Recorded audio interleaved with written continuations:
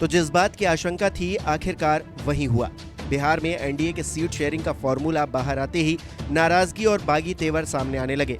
सोमवार को सीट बंटवारे के ऐलान के बाद मंगलवार को अनदेखी से आहत पशुपति पारस ने केंद्रीय मंत्री पद से इस्तीफा दे दिया। इस्तीफा देने के पहले तक पशुपति पारस मोदी सरकार में खाद्य और प्रसंस्करण मंत्री थे, लेकिन एलजेपी को तोड़कर बीजेपी के साथ आए पारस को इस बार एक भी सीट बीजेपी ने नहीं दी, बल्कि उनके भतीजे चिराग पासवान को 5 सीटें दे दी।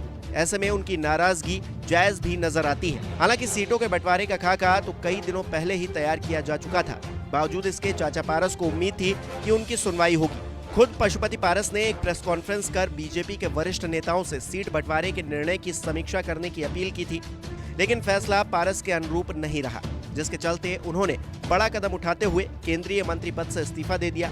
इस्तीफे के बाद उन्होंने कहा कि मेरे और मेरी पार्टी के साथ नाइंसाफी हुई है, हमें एक भी सीट नहीं दी गई। अब बताया जा रहा है कि पारस की महागठबंधन से भी बातचीत चल रही है। खबर यह है कि लालू प्रसाद यादव से मुलाकात के बाद वो महागठबंधन की तरफ से चुनावी मैदान में छलांग लगा सकते हैं। बताया जा रहा है कि इंडिया गठबंधन की तरफ से उन्हें 2 सीटों का ऑफर दिया जा चुका है। इसके अलावा एनडीए के एक और सहयोगी उपेंद्र कुशवाहा की भी नाराजगी की खबरें सामने आ रही हैं।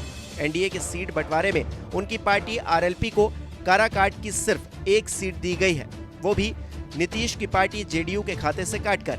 लेकिन कुशवाहा 2 सीटों पर अपनी दावेदारी ठोक रहे थे। देखना दिलचस्प रहेगा कि वो आगे क्या करते हैं। बहरहाल सीट बंटवारे का जिक्र करें तो 18 मार्च को बीजेपी ने इसकी आधिकारिक घोषणा की थी, जिसमें भारतीय जनता पार्टी 17 सीटों पर, जनता दल यूनाइटेड 16 सीटों पर, चिराग पासवान की लोक जनशक्ति पार्टी रामविलास को 5 सीटें, जितिन राम मांझी के हम को और उपेंद्र कुशवाहा के आरएलपी को 1-1 सीट दी गई है। नमस्कार, मैं हूं मानक गुप्ता। अगर आपको हमारा ये वीडियो पसंद आया हो तो इसे लाइक और शेयर जरूर करें, और हाँ, हमें सब्सक्राइब और फॉलो करना ना भूलें ताकि आप देश और दुनिया की कोई खबर मिस ना करें। तो जुड़े रहिए हमारे साथ और देखते रहिए न्यूज़ 24।